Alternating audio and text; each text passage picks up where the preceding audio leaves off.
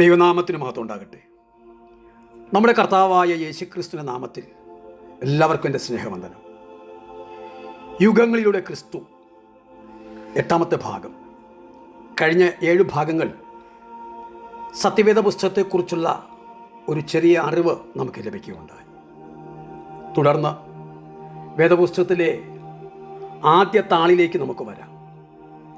ആദിയിൽ ദൈവം ആകാശവും ഭൂമിയും സൃഷ്ടിച്ചു എന്നു പറഞ്ഞ് വേദപുസ്തകം ആരംഭിക്കുന്നു. ദൈവവിശ്വാസം ഒരിക്കലും അന്ധവിശ്വാസമല്ല.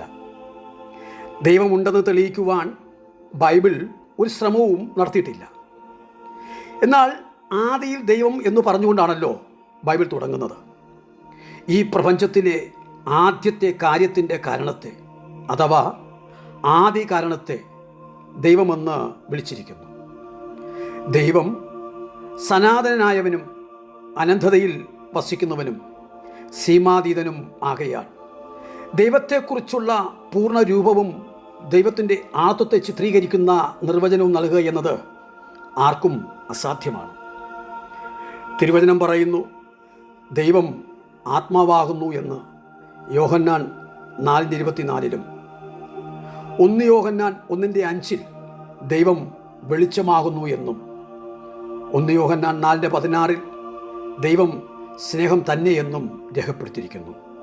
അതുപോലെ എബ്രായർ 12:29 ദൈവം ദഹിപ്പിക്കുന്ന അഗ്നിയാണ് എന്ന നിലയിൽ.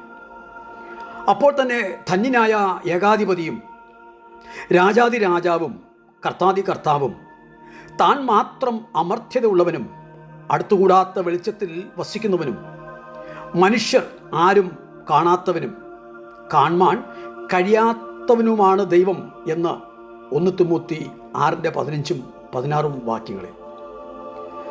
എബ്രായ ഭാഷയിലെ ഏലോഹിം, അതുപോലെ ഗ്രീക്കിലെ തെയോസ്, ഇംഗ്ലീഷിലെ ഗോഡ് എന്നീ വാക്കുകൾക്ക് സമാനമായ മലയാള വാക്കാണ് ദൈവം. ദൈവം ആത്മാവും അപ്രമേയനും അനാദിയായവനും തൻ്റെ സത്തയിലും ജ്ഞാനത്തിലും പരിശുദ്ധിയിലും ആ ശക്തിയിലും നീതിയിലും ദയയിലും സത്യത്തിലും മാറ്റമില്ലാത്തവനും ആകുന്നു. നോക്കൂ, ദൈവം വെറും ശക്തിയല്ല, അറിവും ആലോചനയും പ്രവൃത്തിയും ഇവയെല്ലാമുള്ള ഒരു വ്യക്തിത്വമാണ്. ദൈവം ഏകനാണെന്ന് ബൈബിൾ ഉറപ്പിച്ചു പറയുന്നു. ആവർത്തനം 6:4 1 തിമോത്തി 2:5 കാണുക. എന്നാൽ ആ ഏകത്വത്തിൽ ഒരു തൃത്വം അടങ്ങിയിരിക്കുന്നു. ഈ അവസ്ഥയ്ക്ക് ത്രിയേകത്വം എന്ന് പറയുന്നു. പഴയ നിയമത്തിലും പുതിയ നിയമത്തിലും ഈ ഉപദേശം വ്യക്തമായി കാണാവുന്നതാണ്. സാരാംശത്തിൽ ഒരു ദൈവം 3 ആളത്വങ്ങളിലായി സ്ഥിതി ചെയ്യുന്നു എന്നതാണ്. അവ പിതാവ്, പുത്രൻ, പരിശുദ്ധാത്മാവ്. ഈ 3 ആളത്വങ്ങളും ദൈവത്തിൻ്റെ സാരാംശത്തിൽ പദവിയുള്ളവരാണ്. പിതാവിനെപ്പോലെ തന്നെ ദൈവമാണ് പുത്രനും പരിശുദ്ധാത്മാവും. അപ്പോൾ തന്നെ അവരുടെ സ്ഥാനത്തിലും ചുമതലയിലും വ്യത്യാസമുള്ളതായി നാം കാണുന്നു.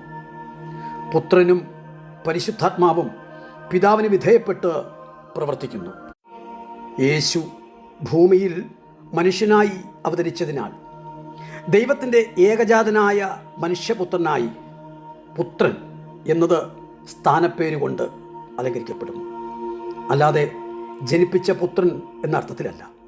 പരിശുദ്ധാത്മാവ് പിതാവിൽ നിന്ന് പുറപ്പെടുന്നുവെന്ന് യോഹന്നാൻ 14:16 15:26 കാണുന്നു. ഇങ്ങനെ ബൈബിൾ വെളിപ്പെടുത്തുന്ന ദൈവം വ്യക്തമായ ആളത്വം ഉള്ളവനാണ്.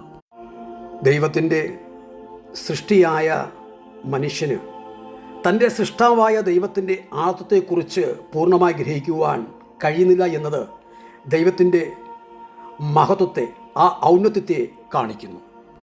മനുഷ്യനിലും തൃത്വമുണ്ടല്ലോ, ദേഹം, ദേഹി, ആത്മാവ്. എന്നാൽ അവ 3ആയി തിരിഞ്ഞ് പ്രവർത്തനം നടത്തുവാൻ കഴിയുന്നില്ല. എന്നാൽ ഏകനായ ദൈവം തൻ്റെ 3 ആളത്വത്തിൽ 3ആയി തിരിഞ്ഞും പ്രവർത്തിക്കുന്നു. തുടർന്ന് അടുത്ത ഭാഗത്തേക്ക് വരാം. ദൈവം അനുഗ്രഹിക്കട്ടെ.